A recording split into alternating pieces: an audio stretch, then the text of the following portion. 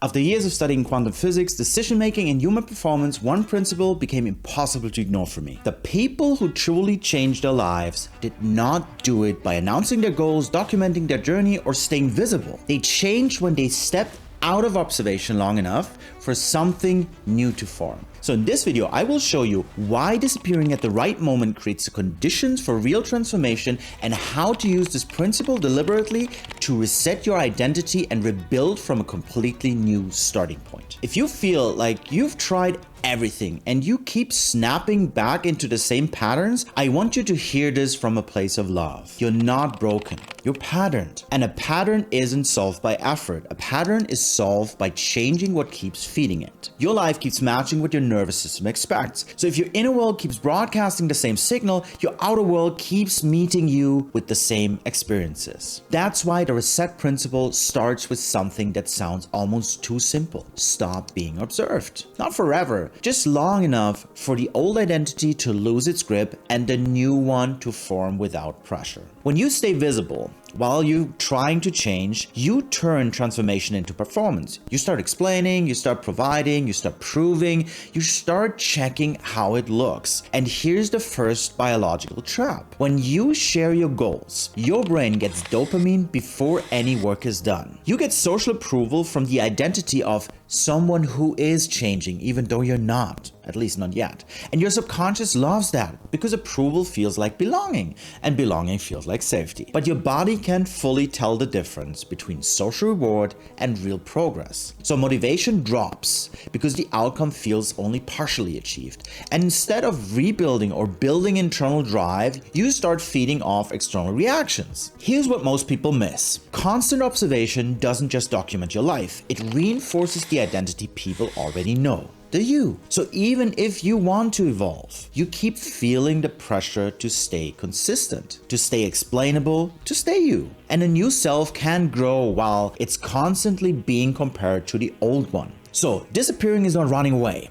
It's stepping out of performance long enough to rewire. It's protecting the part of you that is still becoming. Even if you stop sharing your goals, most people still fail to change, and the reason has nothing to do with discipline. So if this perspective already shifted something in you and you want personal guidance instead of just concepts, this is where we go further. Inside my YouTube membership, we work directly with these principles so you can apply them to your own reset, your own decisions, and your own next phase, your next step in your personal evolution. You'll find the link below. Now, here's the second reason disappearing works. Your environment keeps you the same. Familiar places and people activate familiar neural patterns. Old routines recreate old thoughts and emotions automatically. And your nervous system is built for prediction, not possibility. So it doesn't ask, what future do I want? It asks, what's familiar enough to feel safe? Because again, our nervous system is built for safety. This is also where belief systems become the invisible hand. A belief system is not just a thought. It's a rule your body obeys. If I change, I lose love. If I succeed, I'll be under pressure. If I stop pleasing people, I'll be rejected. These rules run in the background. So you don't sabotage because you're weak. You sabotage because an old part of you is trying to keep you safe. It's really trying to serve you. And you cannot fully change inside the same context that keeps providing the old rule. When you remove yourself, the triggers quiet down and your brain finally has space to rebuild new pathways. This explains why stepping away works, but disappearing alone isn't enough unless you do it the right way. So here's the disappearing protocol. First, stop explaining your plans. Explanation is a doorway back into validation. Second, reduce external attention. Less noise, less commentary, less checking. Third, introduce small, tiny, but intentional changes to your routines. Not to impress anyone, to signal yourself we're not repeating the old self, our old patterns. And number 4, create stillness through meditation or silence. Stillness is where you stop reacting long enough to choose. This is really, really important and critical. Number 5, take action quietly and consistently. Silence protects transformation. Remember that. And results replace explanation. So once you've disappeared correctly, the real transformation begins, and this is the moment that decides whether everything compounds or collapses. Because now you're in the in-between. The old identity is weakening and the new identity isn't fully embodied yet. This is where you design your new self clearly. Change requires clarity, not vague intention. The brain responds to precision and emotional signal. So don't just ask, what do I do? What do I want? Ask, who am I now? Who am I becoming? And define it in the present tense. Make it specific. What do you tolerate no more? What standards do you live by? What does follow through look like in your new life, in your calendar? So meditation is the tool for installing a new internal blueprint. This is not relaxation. It is intentional self-recording. And this is where you update the belief system behind the old self.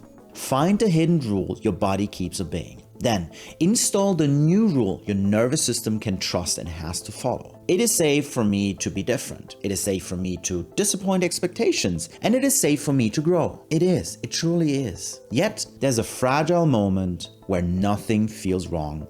And that's exactly when everything starts to slip. Because when you start feeling better, you start reopening the doors you closed. You drift back into old inputs and the old self comes back online. And we need to avoid this. We must avoid this. So you bridge inner change with daily behavior. Inner states fade if they aren't anchored in action. So small daily commitments give identity physical proof. And that's what we need to do. Consistency matters more than intensity. And repetition strengthens these new neural pathways. So we use tiny actions to reinforce who we are becoming. The new us. But even with discipline, something subtle can still dissolve the entire process. And it's mixed signals. If your mind says, yes, new life, but your body is still stuck in survival chemistry, you're broadcasting interference. And that's not good. That's why nervous system regulation is not a bonus. It is a foundation. A dysregulated system can't hold a new identity. It will choose the familiar even if the familiar is painful. So now we get to the coherence principle. Lasting change requires alignment between mind, body, and behavior. Mixed signals create internal conflict, and we need to stay away from internal conflict. We need to become coherent, and emotion must come before intention. So when the body feels the future first, coherence forms, and you can feel it. And in coherence, opportunities and synchronicities increase naturally because you choose differently, you notice stuff differently,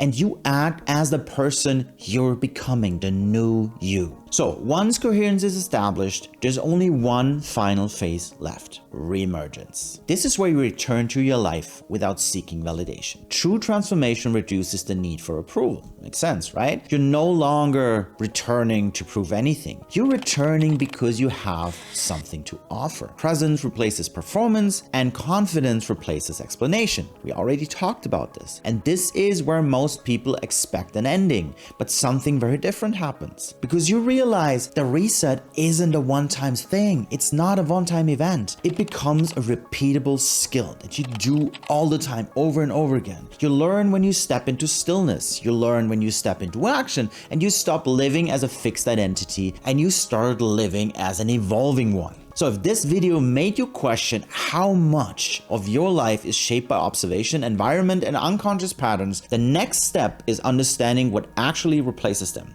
Disappearing creates space, but abundance is what fills that space, and we want it to be filled. In the next video, I break down what abundance truly is and what it is not. If you want to understand how opportunity, momentum, and flow are actually generated and how to move from forcing outcomes to attracting them, that video is a natural continuation for you. So watch it right now.